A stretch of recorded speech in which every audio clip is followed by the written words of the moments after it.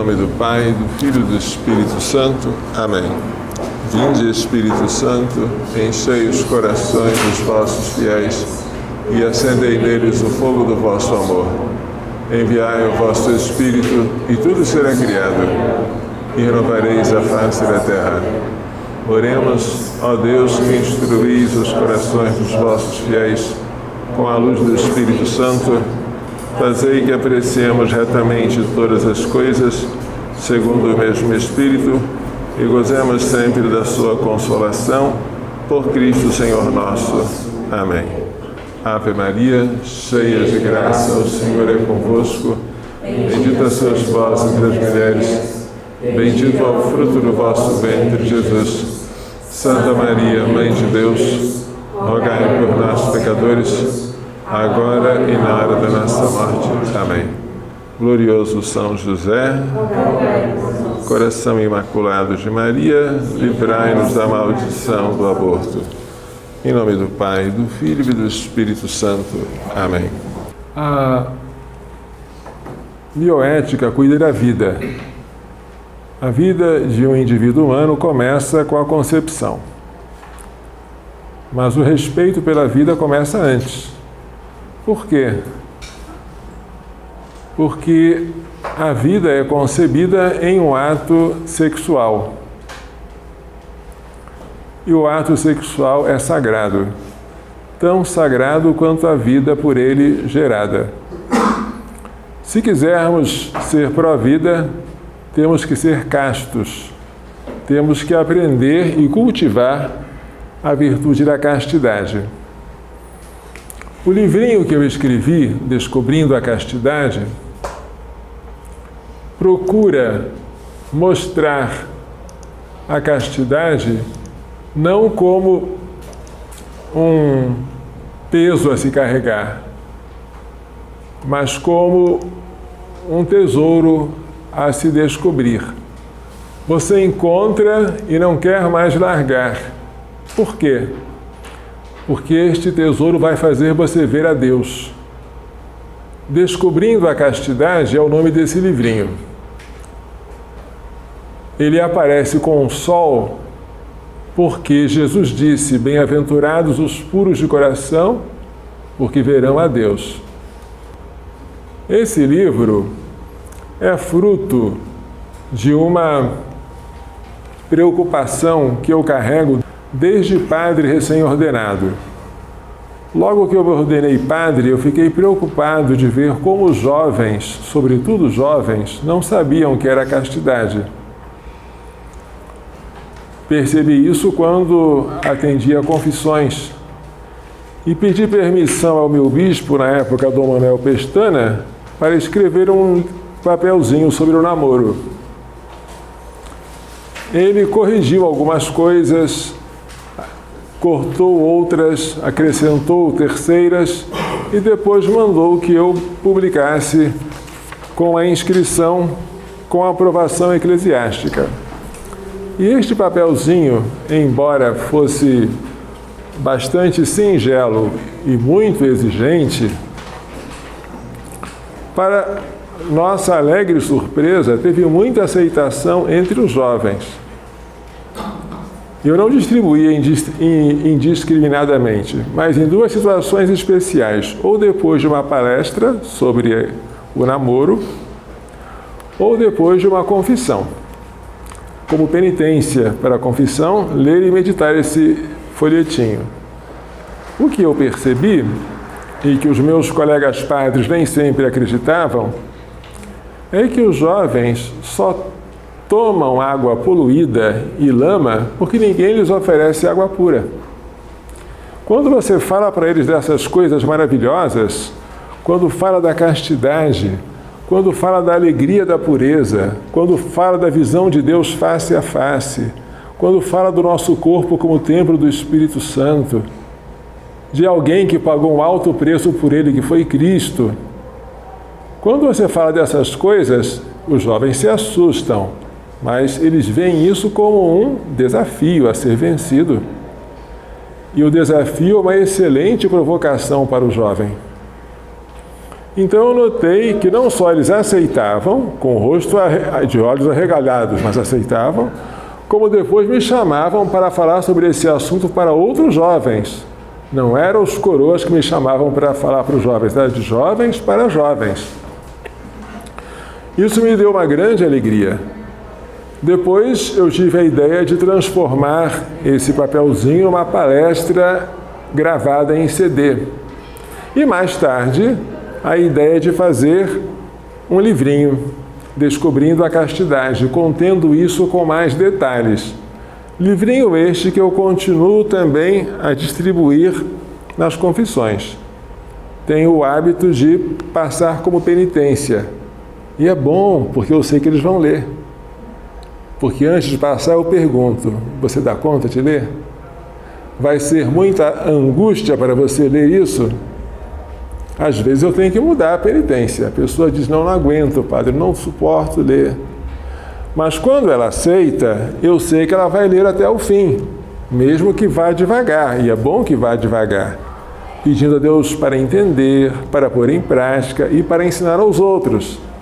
Mas fazendo isso, digerindo e sendo parte do sacramento da penitência, tem mais valor do que se a pessoa fizesse por iniciativa própria, o valor expiatório dos pecados que ela acabou de confessar, de acusar e de ser absolvida.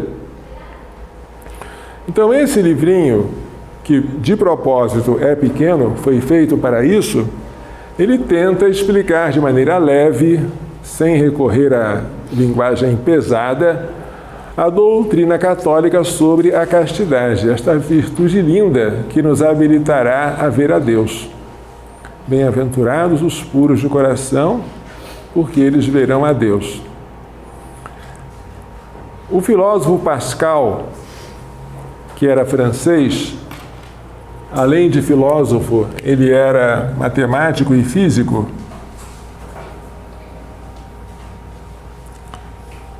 Escreveu: mostre-me um casto que negue a existência de Deus e eu acreditarei nele. Esta palavra significa que o ateísmo é um privilégio dos impuros. Assim como ver a Deus será um privilégio dos puros. Aquele que guarda a pureza não consegue ser ateu, porque não só ele verá a Deus futuramente, mas aqui na Terra ele já tem uma connaturalidade com as coisas de Deus. Uma criança não consegue ser ateia, porque ela tem os olhos transparentes. Você fala de Deus, ela entende quase imediatamente. Aqueles que conservam a pureza, ou se perderam, mas recuperaram a pureza, também têm esta afinidade. Ainda não vem a ele face a face, que será a visão beatífica, que nos vai trazer a felicidade, mergulhados na essência divina. Mas desde já conseguem, segundo diz o catecismo, entender as coisas segundo Deus. E esse entendimento das coisas segundo Deus nos traz uma alegria que os impuros não conhecem. Eu costumo dizer, tanto neste folhetinho sobre o namoro, como neste livrinho sobre a castidade, que se os que buscam o prazer na impureza conhecessem a alegria da pureza, desejariam ser puros nem que fosse por egoísmo. Porque a alegria da pureza está acima do prazer da impureza, como o céu está acima da terra. O prazer pode ser intenso, mas ele é efêmero, é corpóreo e deixa um gosto amargo. A alegria, ela é espiritual, ela é serena e ela não passa, ela se transforma depois em felicidade eterna. A diferença entre os dois é imensa. E isso serve de provocação. Você que não é casto não sabe o que está perdendo. Você que zomba de quem é casto é um derrotado zombando do vencedor. É um frouxo zombando de quem tem coragem. É alguém que está no meio da lama, zombando de quem está puro, límpido. É alguém que não conseguiu, zombando daquele que conseguiu. Coitado, o que ele pode fazer? Mas é uma virtude para os fortes, e é uma virtude que traz grande alegria. Essa virtude solidifica a nossa alma, alicerça a família, protege a sociedade. É a virtude que nos encanta. Uma vez perguntaram a Santa Bernadette Soubirous se Nossa Senhora é bonita. Que pergunta! Se Nossa Senhora é bonita, a resposta dela foi: se você visse Nossa Senhora, seu desejo seria morrer para vê-la eternamente. Nossa Senhora não é Deus, mas ela é aquela mulher vestida de sol que aparece no Apocalipse capítulo 12, tendo a lua sob os pés e na cabeça uma coroa de 12 estrelas.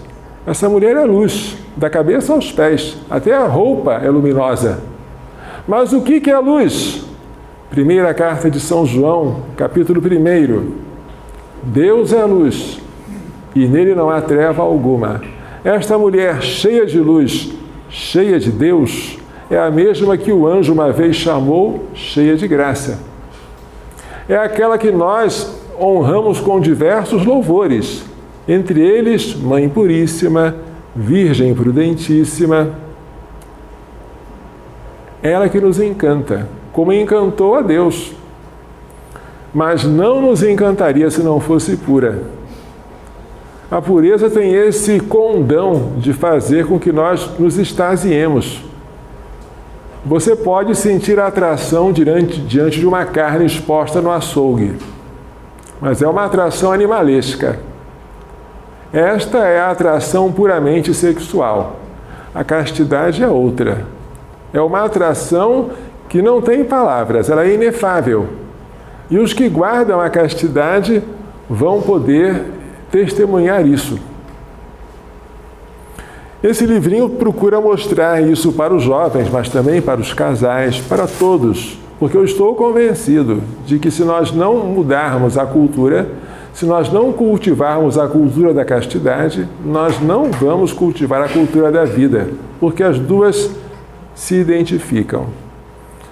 O mandamento não matar é muito próximo do mandamento não pecar contra a castidade. Um manda respeitar a vida, o outro manda respeitar as raízes da vida, que são a sexualidade. Tanto a vida quanto a sexualidade são sagradas. E essa sacralidade era expressa no dialeto, na língua dos polinésios, pela palavra tabu. Tabu é aquilo que é sagrado, inviolável, intocável, porque era de origem divina.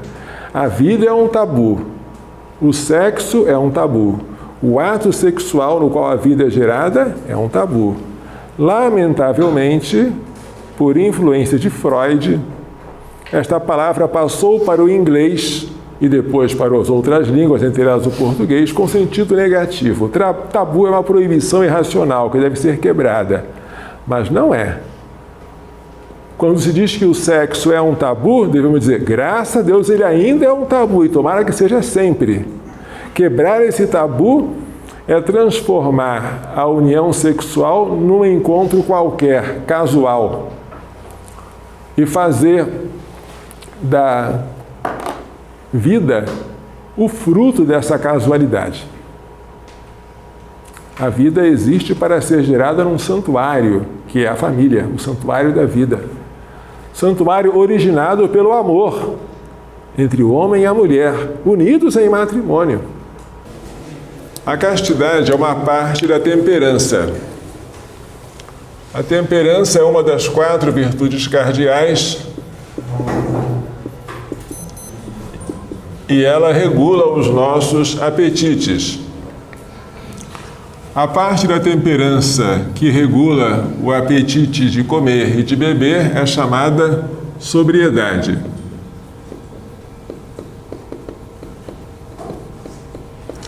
A parte da temperança que regula o instinto sexual ou instinto procriador é chamada castidade.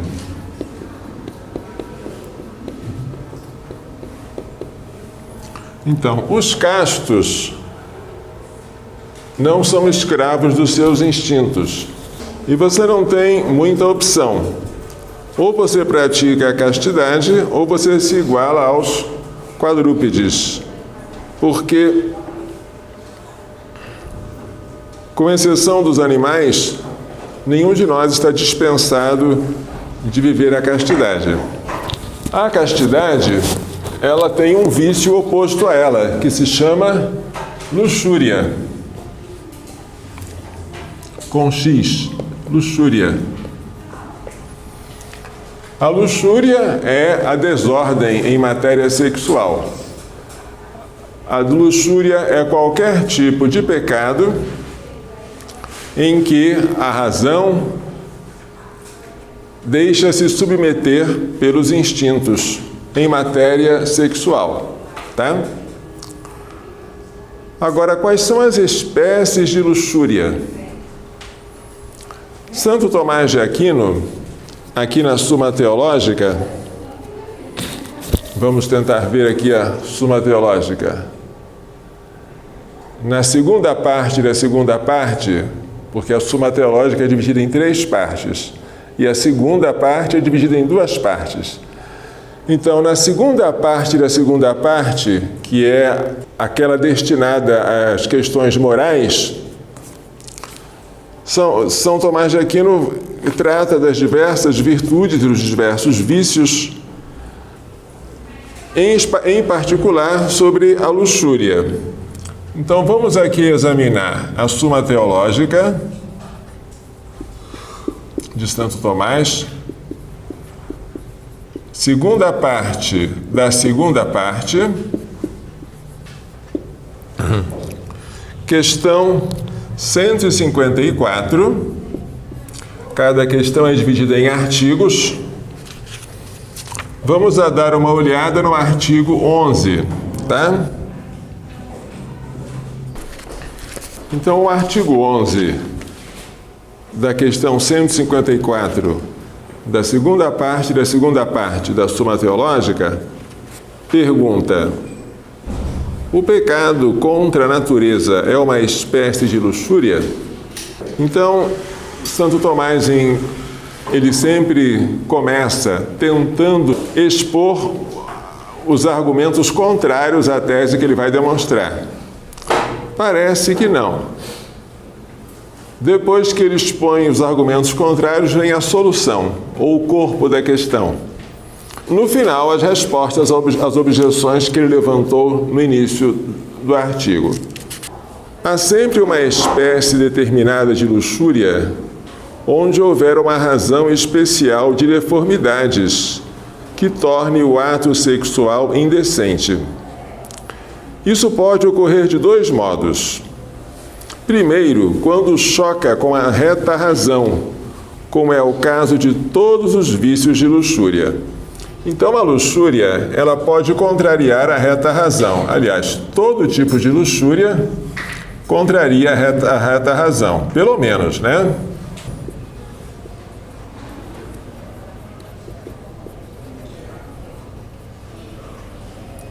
Todo tipo de luxúria contra a reta razão.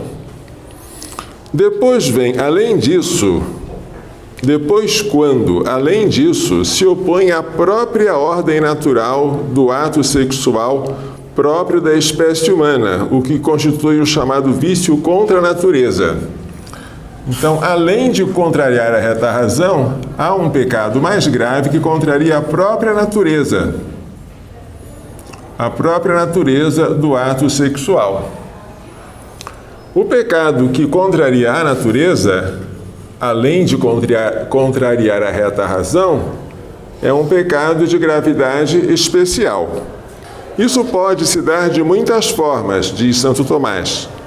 Primeiramente, se procura a ejaculação sem conjunção carnal, só pelo prazer sexual. o que constitui o pecado da impureza, que outros chamam de masturbação.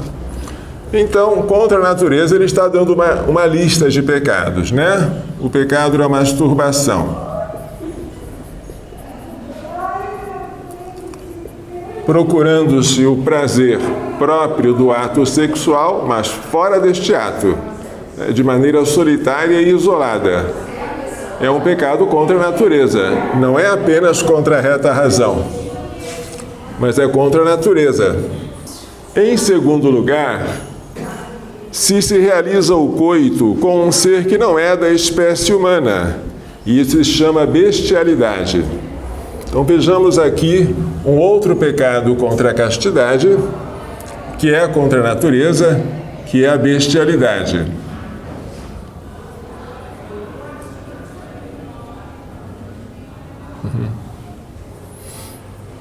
Em terceiro lugar, se mantém relação com o sexo indevido. Por exemplo, homem com homem ou mulher com mulher, né? Como lembra o apóstolo, isso se chama sodomia. Ele chama sodomia, mas nós modernamente chamamos de homossexualismo, né? Vamos colocar aqui o homossexualismo nas suas duas formas, o lesbianismo e a pederastia.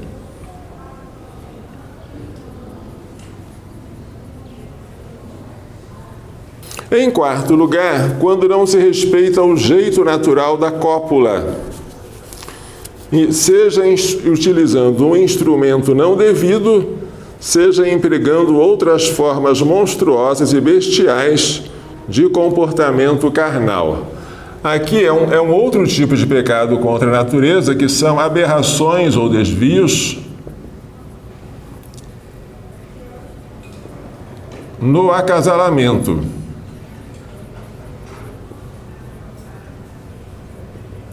Vamos ver se a gente entende isso aqui. A bestialidade é o mais grave de todos, porque não respeita sequer a espécie. É um ser humano praticando um ato carnal com um animal. É o mais grave dos pecados contra a natureza.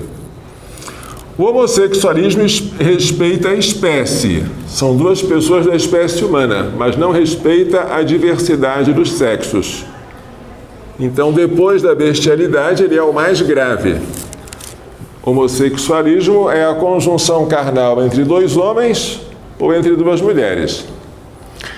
As aberrações no acasalamento respeitam a diversidade dos sexos. É entre um homem e uma mulher, mas da maneira errada. De maneira que não se respeita a natureza. Está incluído aqui todo tipo de conjunção ou de cópula, que seja, por exemplo, pelo ânus ou pela boca, essas coisas que ele fala aqui de monstruosas, formas monstruosas e bestiais de relacionamento carnal. Isso aqui, ainda que os dois sejam casados, ainda que sejam marido e mulher unidos em matrimônio, se praticam isso, pecam e pecam gravemente. Por quê? Porque o matrimônio dá a você o direito ao corpo alheio, sem dúvida, mas não dá o direito de fazer o que quiser com aquele corpo. Você pode unir-se a ele de modo natural e sempre aberto à procriação. Senão é um pecado, e é um pecado contra a natureza, esse aqui, tá? E por último, se você pratica algum ato sozinho, buscando o prazer solitário, seja homem, seja mulher, você também peca contra a natureza, mas dos pecados contra a natureza é o mais leve, certo? Muito bem. Agora, no artigo seguinte, que é o artigo 12, tá? Santo Tomás pergunta se o pecado contra a natureza é o maior de todos os pecados contra a castidade. Se ele é o maior de todas as espécies de luxúria. Eu estou agora no artigo 12, tá? O vício contra a natureza é o pecado maior nas espécies de luxúria. E eu vou ler diretamente o corpo do artigo, tá? Em qualquer situação, a pior corrupção é a do princípio, do qual tudo mais depende. Ora, os princípios da razão são os naturais, pois a razão, pressupostos os princípios definidos pela natureza, dispõe o resto de maneira mais eficiente. O mesmo se dá tanto na ordem especulativa como na prática. Por isso, assim como na ordem especulativa, um erro em matéria que o homem naturalmente conhece é sumamente grave e vergonhoso, assim também na ordem prática é muito grave e vergonhoso agir contra o que está determinado pela natureza. Assim, pois, como pelos vícios contra a natureza o homem transgride o que a própria natureza estabeleceu quanto à prática dos atos sexuais, segue-se daí que em tal matéria esse pecado é gravíssimo. Pelas outras espécies de luxúria, apenas se contraria o que está determinado pela reta razão. Vamos dar um exemplo das outras espécies. A fornicação. A fornicação é o ato sexual praticado entre dois solteiros. O que está errado aí neste ato? O que está errado é que os dois são solteiros, portanto, o corpo de um não pertence ao outro. Você está se unindo a algo que não é seu. Isto é um pecado contra a justiça. Mas aquilo com o qual você se une e do qual você faz uso não é uma coisa, é uma pessoa. O corpo é a parte constitutiva da pessoa. E se este ato é ordenado à geração da prole, e se você está se unindo a alguém sem se casar com essa pessoa, então você está abusando da função procriadora, porque a procriação ela é determinada a ser feita dentro de uma família, e a família se institui pelo casamento. A fornicação é um pecado contra a reta razão, mas não é contra a natureza, porque ela se pratica entre um homem e uma mulher do modo natural. O que está errado na fornicação é a circunstância quando, ou seja, antes do casamento. E o adultério? O adultério é mais grave que a fornicação, mas ele também é contra a reta razão, não é contra a natureza. O adultério é um ato sexual praticado entre um homem e uma mulher, portanto é natural, só que os dois não são unidos em matrimônio e um dos dois é casado, mas não com a pessoa com a qual está praticando o ato. Se um dos dois é casado, pelo menos um dos dois, e o outro não é casado com ele, segue-se que está havendo uma infidelidade contra um terceiro.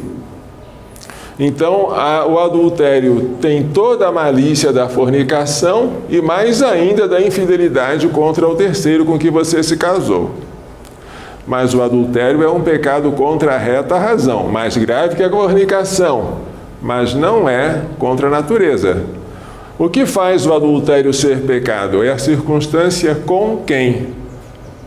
É natural entre um homem e uma mulher, mas você está praticando com a pessoa errada. Aqui na fornicação, na hora errada, mas é natural. Esses aqui não, esses aqui já são diferentes. Os de cima são aqueles que, além de serem contra a reta razão, são contra a natureza. Então tem uma gravidade especial. Nesta questão, Santo Tomás não acrescenta, mas poderíamos acrescentar aqui, neste plano dos pecados contra a natureza, a anticoncepção. Vou escrever aqui por falta de espaço. A anticoncepção, entre elas o onanismo ou o coito interrompido, é um pecado contra a natureza. Ele está aqui nesse nível, tá? Ou seja, prestem atenção, gente. A anticoncepção não é um pecado pequeno, nem, digamos, tolerável. A anticoncepção está num nível de gravidade superior ao adultério e à fornicação. Vamos lá. Você quer cometer o pecado da anticoncepção? De qualquer forma, seja através de injeções, pílula, preservativo, diafragma ou através do onanismo, saiba que esse pecado que você quer cometer, objetivamente falando, ele é mais grave do que um adultério. Se você traísse a pessoa com que você é casada ou casado, traísse praticando o ato conjugal com um terceiro, o seu pecado objetivamente não seria tão grave quanto o pecado da anticoncepção, porque o adultério é contra a reta razão, mas a anticoncepção, além disso, é contra a natureza. É bom a gente explicar isso, porque há certas pessoas que, por não entenderem a hierarquia, os graus de gravidade do pecado, não dão valor, não dão importância à virtude e ao pecado e ao vício oposto a ela. Vamos dar um exemplo aqui. A masturbação, as pessoas tendem a achar que é um pecado pequeno. Mas olha o nível em que ela está colocada. Está colocada no nível dos pecados contra a natureza. Portanto, objetivamente falando, desconsiderando as circunstâncias, desconsiderando o aspecto subjetivo, tá? Só falando do ponto de vista objetivo, a masturbação é mais grave que o adultério.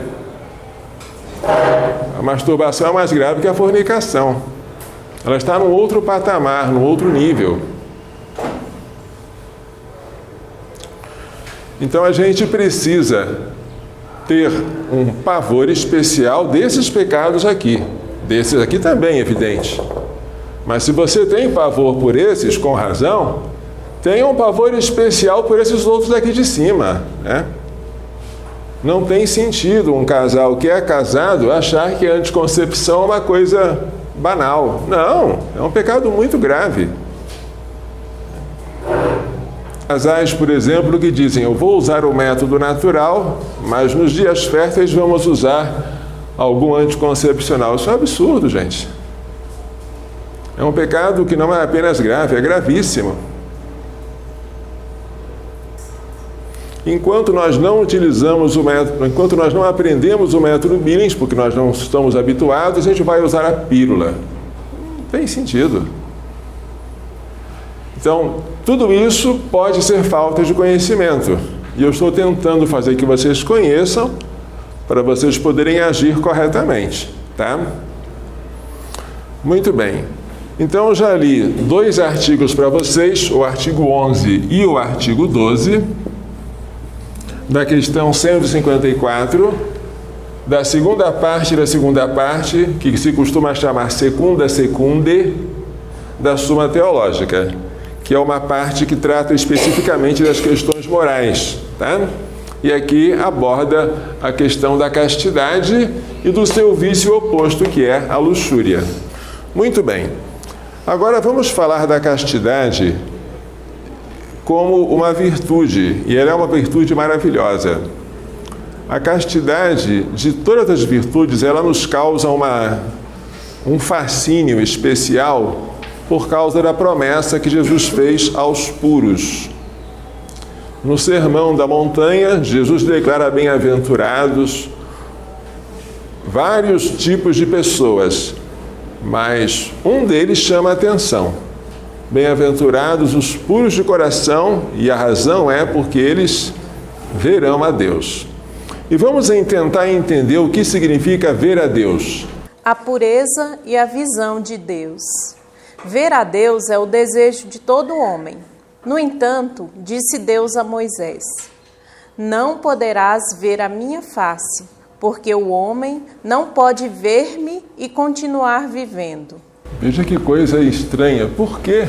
Moisés pediu para Deus revelar a sua face, e esta foi a resposta de Deus a Moisés: tu me verás pelas costas e eu vou te cobrir o rosto, porque ninguém poderia ver-me e permanecer vivo. De fato, é tão grande a distância que há entre a santidade de Deus e a indignidade do homem, que o homem deveria morrer se visse a Deus. Gedeão pensou que morreria depois de presenciar um fogo que devorou a carne e os pães que ele pusera sobre uma pedra para oferecer em sacrifício. Ah, meu Senhor, eu vi o anjo do Senhor face a face. O Senhor lhe disse: a paz esteja contigo, não temas, não morrerás. Para quem não sabe, Gedeão foi um dos juízes que foi libertar os israelitas do poder dos madianitas. Manoé e sua mulher, pais de Sansão, também temeram quando o anjo do Senhor lhes apareceu, anunciando o nascimento de um filho que começaria a libertar Israel das mãos dos filisteus. Certamente morreremos, disse Manoé à sua mulher, porque vimos a Deus. Se o Senhor tivesse pretendido matar-nos, respondeu-lhe a mulher, não teria aceitado o holocausto nem a oblação, e não nos teria feito ver tudo o que acabamos de ver, nem nos teria revelado, ao mesmo tempo, o que nos disse. Manoé e a sua mulher, a Bíblia não diz o nome dela, foram os pais de Sansão, que é um dos personagens do livro dos Juízes. Agora o profeta Isaías. Quando o profeta Isaías viu o Senhor sentado num trono dentro do templo, entrou em pânico e disse: ai de mim, estou perdido. Com efeito, sou um homem de lábios impuros e vivo no meio de um povo de lábios impuros. E os meus olhos viram o Rei, o Senhor dos exércitos. Então, um dos serafins que estava junto do trono voou para junto de Isaías, trazendo na mão uma brasa que havia tirado do altar com uma tenaz. Com ela, tocou-lhe os lábios e disse: vê, isso te tocou os lábios, tua impiedade está removida, teu pecado está perdoado. Então vem a pergunta: quem poderá ver a Deus? Porque nem Moisés, nem os pais de Sansão, nem o próprio Gedeão, nem Isaías se consideravam dignos disso. Apesar de quererem ver a Deus, tinham pavor de vê-lo. Quem poderá ver a Deus? Os puros, disse Jesus. Bem-aventurados os puros de coração, porque verão a Deus. Essa promessa é assustadoramente maravilhosa. Quem guardar a pureza, verá a Deus. Vamos agora, por gentileza, ver essa citação do Catecismo. É o Catecismo 2519. Aos puros de coração está prometido verem Deus face a face e serem semelhantes a Ele. Isso no futuro, né? Mas desde já, embora você não veja Deus face a face, se você é puro, você consegue entender, ter familiaridade com as coisas de Deus e enxergar as coisas como Ele enxerga. Vamos ver. A pureza de coração é condição prévia da visão. Desde já, nos concede ver segundo Deus, receber o outro como um próximo, permite-nos perceber o corpo humano, o nosso e o do próximo, como um templo do Espírito Santo, uma manifestação da beleza divina. Tudo está no Catecismo. É uma coisa que merecia uma meditação diante do Santíssimo Sacramento, porque é de fato maravilhoso. É o que se fala sobre a pureza e sobre a recompensa aos puros. Veremos a Ele, porque pelo batismo tornamo-nos filhos dele. Diz-nos São João: Amados, desde já somos filhos de Deus, mas o que nós seremos ainda não se manifestou. Sabemos que por ocasião desta manifestação seremos semelhantes a Ele, porque o veremos tal como Ele é. No entanto, não basta sermos filhos de Deus para vermos a Deus. É preciso que tenhamos um coração puro. Por isso, prossegue São João: Todo o que tem nele esta esperança purifica-se a si mesmo, como também ele é puro. E quando você for puro, você poderá ver a Deus. Então, sendo filho de Deus e tendo o coração puro, você poderá ver a Ele. E desde já você enxerga as coisas segundo Deus. Mas eu ainda não respondi o que é ver a Deus. E nem vocês sabem o que é. Vamos tentar entender agora o que significa ver a Deus. Deus não tem corpo, é puro espírito. Portanto, é invisível aos nossos olhos corporais. Nossos olhos poderiam ver os sinais de sua majestade, o fogo, a nuvem, os relâmpagos, tais como aparecem na Bíblia. Depois que o Filho de Deus se fez homem, nossos olhos poderiam também ver o corpo humano de Jesus. Mas Deus, enquanto Deus, não pode ser percebido pelo sentido da visão. O sentido da visão é corpóreo. Ele tem por objeto as coisas corpóreas. Ver a Deus com o sentido da visão é impossível. Ver a Deus, portanto, tem um outro significado. Entender a Deus, ou seja, ver com a inteligência. Deus não é visível, ele é inteligível. Ver a Deus significa entender a Ele, vê-lo com a inteligência.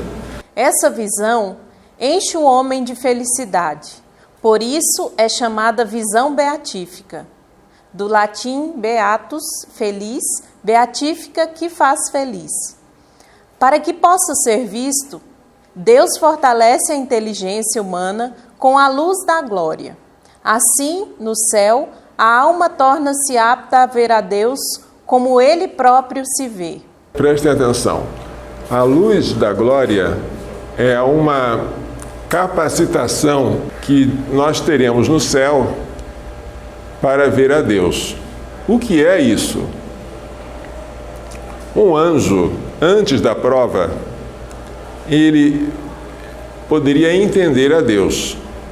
Mas a intuição que o anjo tem de Deus, como puro espírito, ainda não seria a visão dele face a face. Um anjo, ele poderia conhecer a Deus, aqui está o anjo, aqui está Deus a quem ele conhece. Mas ele conheceria Deus fazendo dentro de si uma ideia, a ideia de Deus, tá? Este seria o conhecimento, um conhecimento que o anjo tem de Deus. Mas, como a ideia é diferente do objeto, a ideia que o anjo tem de Deus, por mais perfeita que seja, não é o próprio Deus. Então, o anjo tinha a capacidade de, fazendo uma ideia que não equivale ao próprio Deus, ele tinha a capacidade de pecar. Porque pecar é preferir uma criatura ao Criador. Você só consegue isso quando você não tem o conhecimento perfeito de Deus. E os anjos não tinham antes da sua prova. Então eles podiam optar por Deus ou podiam optar por algo diferente de Deus, porque o conhecimento deles não era direto e imediato. Agora, depois que houve a prova e que alguns anjos optaram por Deus e outros optaram contra Deus, agora é diferente. Os anjos bons, eles veem a Deus assim, olha. Eles veem a Deus com o conhecimento de tal forma direto que nem sequer existe mais essa ideia. O anjo está como que mergulhado em Deus. E assim o anjo não é mais capaz de pecar. Nem sequer, repito, existe a mediação de uma ideia entre o anjo que vê a Deus e o Deus que é visto pelo anjo. Nós não vemos a Deus, mas nós fazemos uma ideia dele. Como essa ideia é imperfeita, nós temos a possibilidade de cometer o absurdo de preferir uma criatura a Deus. Mas isso é uma loucura. Mas por que nós podemos fazer? Porque a ideia de Deus que nós fazemos é imperfeita. Mas quando nós estivermos no céu, nós vamos conhecer a Deus sem nem sequer fazer uma ideia dele. Nós vamos estar como que mergulhados em Deus. Com essa visão direta e imediata de Deus, é impossível pecar. Porque se alguém mostrar para você uma criatura, você vai rir. Como é que eu vou trocar a Deus, no qual eu estou mergulhado, por essa criatura que é parcial, finita, limitada? Tudo que essa criatura pode me oferecer, eu já tenho em Deus e muito mais. Então, os que estão vendo a Deus não podem pecar. É impossível para eles pecar. Chegaram nesse estágio. E esta visão enche a pessoa de felicidade, porque Deus é o sumo bem. E nada há fora de Deus que em Deus não esteja em grau eminente. Pergunta de criança de catequese: no céu vai ter chocolate? E brinquedo? Mas tudo que você imaginar de bem vai estar contido em Deus. Vamos tomar café no céu?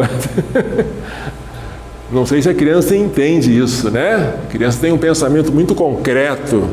Mas tudo que você imaginar de bem aqui na Terra, você vai ter em Deus e muito mais. Certo? Vamos lá.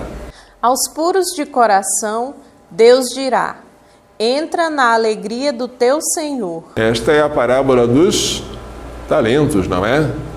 Ou não é? Mateus 25, 21 a 23.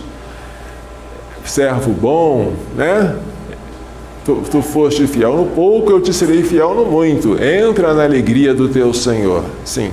Note-se, no céu não é a alegria que entrará no coração dos puros. Os puros é que entrarão na alegria, mergulhados na alegria do Senhor. Que bonito, né? Alegria como um mar que vai nos encher, né? Isso vai ser o céu. Mas repito, para quem tiver um coração puro. Os puros é que verão a Deus. E se ver a Deus é aquilo que nos causa felicidade, porque essa visão é beatífica, tudo que nós pudéssemos fazer para alcançar isso seria pouco. Mas o que Jesus pede de nós é a pureza. Quem tem as mãos limpas e um coração puro é esse que vai poder entrar no santuário do Senhor, que vai poder morar na sua casa. Até agora, falei sobre o que os puros de coração receberão no céu. Mas e desde já? Desde já, os puros, embora não vejam, entendam a Deus face a face, entendem muito bem as coisas de Deus. As pessoas puras, por exemplo, as crianças, têm uma especial familiaridade com Deus. Ao falarmos de Deus para elas, vemos que elas nos entendem quase imediatamente. Vocês não veem crianças ateias. O ateísmo é próprio de alguns adultos. Os adultos que perderam a pureza. As crianças, elas entendem quando você fala de Deus de maneira imediata, é claro. Elas não vão negar que Deus existe, mas vão entender perfeitamente que Ele existe e vão até ajudar você na sua lição de catequese. Uma vez, a minha mãe me contou que quando eu nasci, eu olhei para ela, como todo recém-nascido olha para a mãe, e ela sentiu medo. Você olhar para uma criança, melhor ainda, você ver uma criança olhar para você, eu acho que é amedrontador mesmo. Porque a criança, ela é como se fosse um feixe de luz. Ela olha para nós assim com um olhar penetrante, porque ela não criou ainda uma cera para se proteger. Ela é totalmente transparente. Ela olha para você como inocente, olhando para alguém que tem pecado, o que já pecou, não é? Uma pessoa que está olhando para você assim, com aquela luz, e você pensa, nossa, será que ela está me acusando? É o olhar da criança, aquele olhar que ainda não se corrompeu, aquele olhar límpido, não é? Pois é, as crianças são assim. E Jesus disse, em tom de ameaça, se não vos converterdes e não vos tornardes como criança, de modo nenhum entrareis no reino dos céus. Não é um convite, não é apenas uma ordem, mas é uma ameaça. Portanto, sejamos puros, viu? porque é a condição para a visão de Deus. Desde já, os puros de coração veem coisas que são invisíveis, incompreensíveis, aos que se tornaram impuros. O que ela vai ler agora, já leu no próprio Catecismo da Igreja Católica. A pureza de coração desde já nos concede ver segundo Deus, receber o outro como um próximo, permite-nos perceber o corpo humano, o nosso e o do próximo, como um templo do Espírito Santo, uma manifestação da beleza divina. Se no futuro nós seremos felizes vendo a Deus, aqui, nesta terra, onde a felicidade perfeita e completa é impossível, nós temos um antegozo dela, uma amostra grátis chamada alegria. E a alegria da pureza, ela é tão maravilhosa que ela já bastaria para nos servir de atrativo para essa virtude. A alegria da pureza. O prazer é corpóreo, a alegria é espiritual. Aquele que procura o prazer, encontra o prazer. Mas depois vem o vazio, o remorso de consciência e a tristeza. O prazer deixa um gosto amargo. A alegria não. Aquele que, por amor, se abstém do prazer, encontra a alegria. Se os que procuram o prazer na impureza conhecessem a alegria da pureza, desejariam ser puros, nem que fosse por egoísmo. A alegria da pureza está acima do prazer da impureza, como o céu está acima da terra. Experimente e diga-me se não é assim. Isto é uma provocação. Por quê? Porque os jovens gostam de desafios. Quando a gente escreve uma frasezinha assim, experimente, diga-me se não era assim. Ele diz consigo mesmo, eu vou experimentar. Não tenho nada a perder. E segundo estão me dizendo, tenho tudo a ganhar. Vamos experimentar, vamos fazer a experiência da pureza. Porque a experiência da impureza, esse mundo já está nos ofertando com superabundância, né? Até a náusea. Vamos experimentar a pureza, que é diferente, é exigente, mas ela tem uma promessa de uma recompensa maravilhosa. A família é constituída pelo matrimônio. O matrimônio é preparado pelo namoro. Se nós quisermos uma família santa, temos que caprichar que o matrimônio seja santo. E temos que cuidar para que os jovens que se preparam para o matrimônio namorem santamente. Ora, você é pró-vida? Então, valorize a família. A família é o santuário da vida. Valorize o matrimônio, que constitui a família. E valorize o namoro santo, que prepara o matrimônio santo. Mas o que é o namoro? O namoro é aquele período em que o rapaz e a moça procuram conhecer-se e amar-se em preparação para o casamento. No casamento, homem e mulher doam mutuamente seus corpos, tornam-se uma só carne para quê? Para a complementação dos dois e para a procriação. Complementação mútua e crescei e multiplicai-vos, significado unitivo e o significado procriador. Mas eu pergunto a vocês, o que é mais importante, doar os corpos ou doar as almas? Doar as almas. E é para isso que existe o namoro. Repitam aqui comigo, o namoro existe, para eu conhecer, não o corpo, mas a alma do outro. O namoro existe para eu doar, não meu corpo, mas minha alma ao outro. Que coisa linda! Se vocês aprenderam isso e de cor, já sabem namorar. Como assim, padre? Já sabem. Se o namoro é para isso, vocês sabem o fim, já podem descobrir agora os meios. Se o namoro não é para conhecer nem para unir os corpos, mas as almas, então você vai evitar durante o namoro tudo aquilo que impeça a união das almas. Porque o prazer corpóreo, ele não facilita o conhecimento das almas, antes atrapalha. Namorados que se permitem os prazeres da carne, eles não conseguem ver no outro nada mais do que um pedaço de carne que dá prazer. E aquilo que é mais profundo e mais espiritual, a beleza interna do outro, eles não veem, porque não deram chance para ver.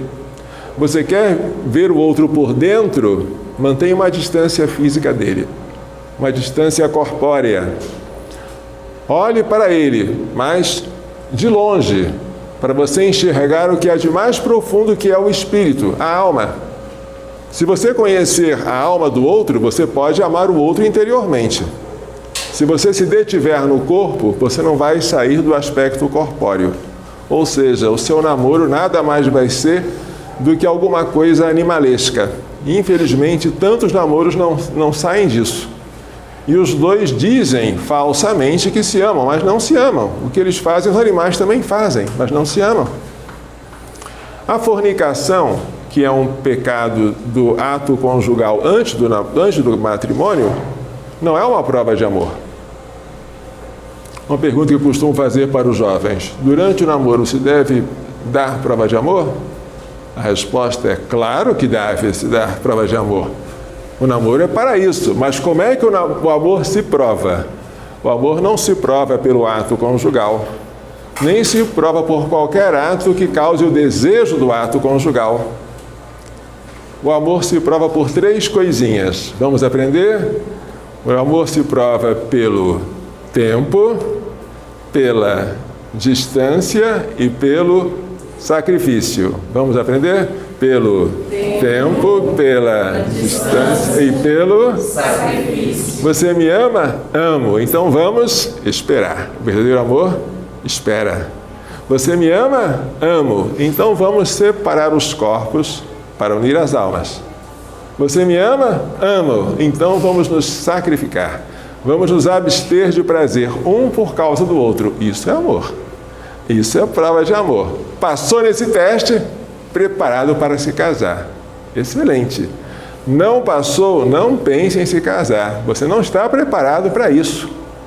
Um namoro ruim, ele tem frutos horríveis. Porque depois, quando você se casa sem o devido treinamento e a preparação, você que não soube respeitar o outro enquanto solteiro, não vai saber respeitá-lo depois de casado. Porque você colhe aquilo que planta.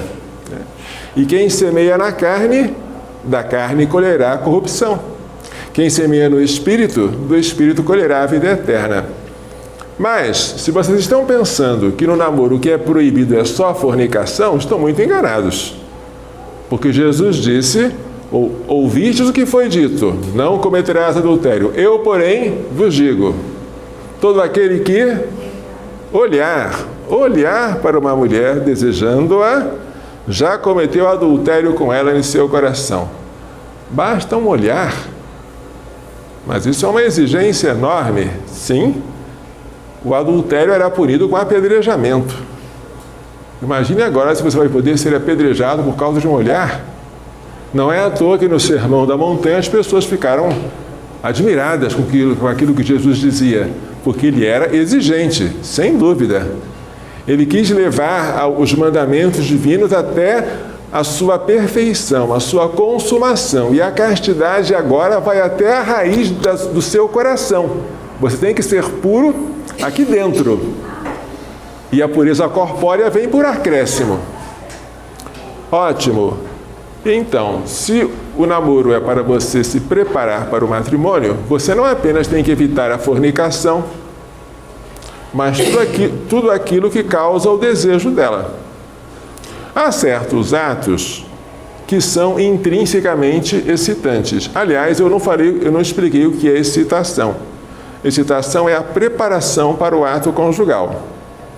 Pela excitação, o organismo do homem se prepara para produzir os espermatozoides, o organismo da mulher se prepara para recebê-los. Tudo isso numa ordem admiravelmente colocada por Deus na natureza. Mas não faz sentido você se preparar para uma coisa que você não pode completar. Imagine que um de vocês aqui gostasse muito de maçã. Quem é que gosta? Ninguém gosta de maçã. Vamos fazer de conta que o Yuri gostasse muito de maçã. Aí eu mostrasse para ele uma maçã vermelha, brilhante, apetitosa, e quando ele ficasse com as glândulas salivares funcionando e tivesse o desejo de dar uma dentada naquela fruta, eu então repentinamente subtraísse a maçã dele, dizendo: você não pode comer porque essa maçã não é sua. Mas, padre, se ela não é minha, por que você aproximou da minha boca? Por que você fez com que eu ficasse com as glândulas salivares produzindo saliva? Se eu não podia... Isso é uma brincadeira de mau gosto, padre? Ele tem razão? Porque se não é hora de comer, ou se a maçã não é dele, se ele não vai poder, não tem sentido eu provocar o desejo dele, daquilo que ele não pode saborear. Ora, se durante o namoro o corpo de um não pertence ao outro, não tem sentido eu praticar atos que causem o desejo físico do outro. É um contrassenso. É um contrassenso. Seria mais ou menos se eu esquentasse o motor do carro, né? Que eu não tenho direito de andar nele. Para que eu vou esquentar esse motor? Imagine, você senta no carro, né? Será que pode sentar no carro ou vai dar algum problema um problema mais grave aqui? Sentar no carro.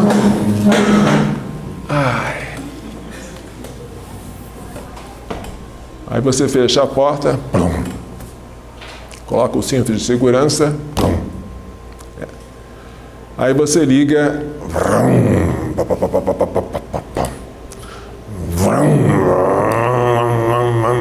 aí deixa o carro esquentando, depois você, com cuidado, destrava o freio de mão,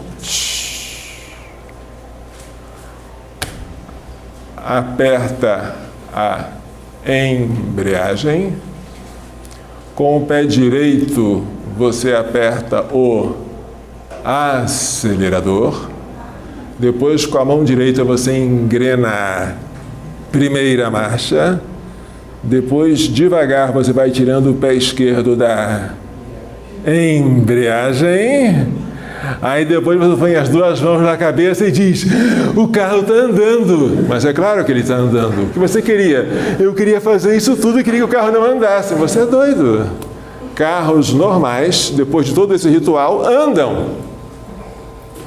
Mas há namorados que acham que não deveria acontecer isso. Padre, não sei o que está acontecendo. Nós estamos quase praticando a fornicação. Eu sei.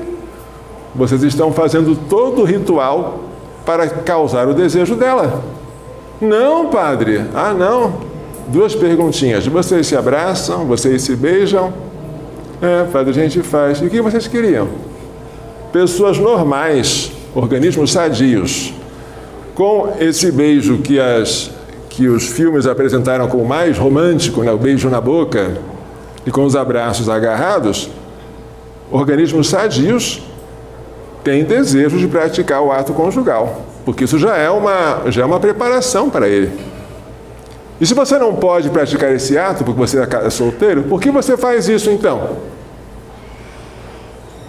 É um contrassenso, mais do que um contrassenso, é um pecado. E não é um pecado leve. Por que não é um pecado leve? Porque um pecado contra a castidade, ele tem como matéria ou o meu corpo ou o corpo alheio, que são templos do Espírito Santo. A matéria de um pecado contra a castidade é sempre grave. Então ele vai ser sempre mortal? Não. Pode ser que falte para ele ser mortal duas coisas: o conhecimento completo do que você está fazendo e um consentimento completo. Faltando uma dessas coisas, você pode pecar venialmente em matéria de castidade. Mas se você sabe o que está fazendo, quer totalmente fazer, a matéria é sempre grave e o pecado vai ser sempre mortal. Então é preciso tomar muito cuidado com isso. Porque aquele ou aquela que você está namorando agora vai ser o seu marido ou a sua mulher no futuro. Vai ser a pessoa que Deus escolheu, espera-se, né, para estar ao seu lado por toda a vida e construir uma família. Você tem que ter por essa pessoa um respeito imenso. Em geral, os namorados custam a entender isso. E eu costumo dar um exemplo pessoal. Eu nunca namorei. Por quê? Na idade da adolescência, eu já sabia que a minha vocação era sacerdotal. E o namoro só existiria para preparar o matrimônio, que eu nunca iria contrair. Então não teria sentido namorar sem pensar no matrimônio. Mas, se a minha vocação fosse matrimonial, o respeito que eu teria por aquela que seria a mãe dos meus filhos, a rainha do meu lar, seria tão grande que até certos atos que não são pecado, eu não faria, eu evitaria. Por exemplo, vocês acham que isso aqui, fazer isso no ombro da namorada é pecado? Eu acho que não, mas eu não faria. E por 2 motivos. Esse gesto dá uma ideia de quê? De posse. Mas eu sou solteiro, esse corpo não é meu, eu não quero ter essa ideia. É uma ideia falsa, perigosa. Mais ainda, esse jeito de segurar uma coisa não é um jeito de segurar algo sagrado. Se vocês já me viram celebrar a missa, nunca me viram e espero que nunca me vejam segurar assim o Santíssimo Sacramento. O padre segura com as 2 mãos e tremendo, porque ele é sagrado. Então eu queria ter esse medo de tocar nela. Até ao tocar a mão dela eu queria tremer, por pensar, esse corpo é sagrado, essa mão é sagrada. Será que eu estou tocando essa mão com o temor, o santo temor de Deus? Ou será que eu estou segurando como quem segura um garfo, um lápis, um instrumento qualquer? Eu queria ter esse medo. Já pensou se os namoros fossem todos assim? Se as pessoas tivessem esse medo de não respeitar o outro devidamente. Não estou falando de praticar fornicação, não. Bem longe ainda disso. Imaginem com que pureza os 2 chegariam até o altar. Como seria maravilhoso este matrimônio. Como seria santa essa família. E como seria lindo o santuário da vida que de lá surgiria, gente. Então, se nós queremos mudar a próxima geração, ensinemos os nossos jovens a namorar. Ensinemos a ele a virtude da verdadeira castidade, que começa já no início. Porque enquanto nós não fizermos isso, toda a nossa luta contra o aborto vai ser como a do bombeiro atrás do fogo, mas sem atacar as causas do incêndio. E sem cultivar a prevenção ao incêndio. A prevenção está na castidade. E a castidade é uma virtude linda. A castidade não é um fardo a se carregar. Ai, que coisa triste, pesada, eu sou obrigado a carregar. Não! A castidade é um tesouro. Você descobre esse tesouro e vende tudo que tem para adquirir aquele campo. Com alegria você faz isso. A castidade é como aquela pérola preciosa. Você encontra, vende tudo que tem e vai comprar aquela pérola. Essas parábolas são lindas para ilustrar a beleza da castidade. E nós precisamos aprender isso. Por isso o livrinho que eu escrevi tem esse nome, Descobrindo a Castidade. Porque é para você descobrir o valor que essa virtude tem. A alegria que ela traz desde já. E a felicidade que está prometida para ela, para os que a observarem, que será ver a Deus face a face. Certo? Ou seja, a pergunta que os namorados costumam fazer, até que ponto eu posso ir sem pecar? É uma pergunta que não é de filhos, é de escravos. O filho perguntaria outra coisa. Perguntaria o que eu devo fazer para agradar a Deus ao máximo. O escravo é aquele que não ama a Deus, mas está com medo do inferno. Ele quereria pecar, mas já que ele não pode pecar para não ser condenado, ele quer se aproximar ao máximo do pecado sem pecar. Perguntas ridículas. Qual é a distância mínima que eu posso me aproximar do fogo sem me queimar? Qual é a quantidade exata de veneno que eu posso tomar sem morrer? Ou então, se o marido perguntasse, qual é o número exato de pancadas que eu posso dar à minha esposa sem ser preso? Perguntas horríveis. Pergunta de quem não ama. Mas se você ama a Deus, você não vai fazer essa pergunta. Em vez de perguntar isso, você vai dizer, qual o jeito de namorar que mais agrada a Deus? Claro que vocês sabem que algumas coisas são pecaminosas, mas outras não precisam ser pecado para você evitar. Basta você dizer, o que mais agrada a Deus não é isso. Então não vou fazer, porque eu sou filho, em vez de ser um escravo por coação. Certo, gente? Dúvidas? Perguntas? Reclamações? Ameaças?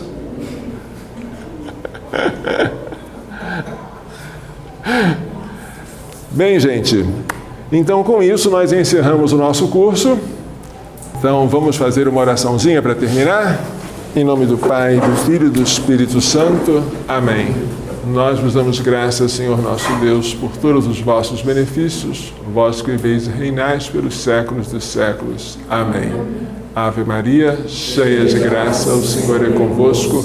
Bendita sois vós entre as mulheres, bendito é o fruto do vosso ventre, Jesus. Santa Maria, Mãe de Deus, rogai por nós, pecadores, agora e na hora da nossa morte. Amém. O Senhor esteja convosco. A bênção de Deus Todo-Poderoso, Pai, Filho e Espírito Santo, desça sobre vós e permaneça para sempre. Prontinho.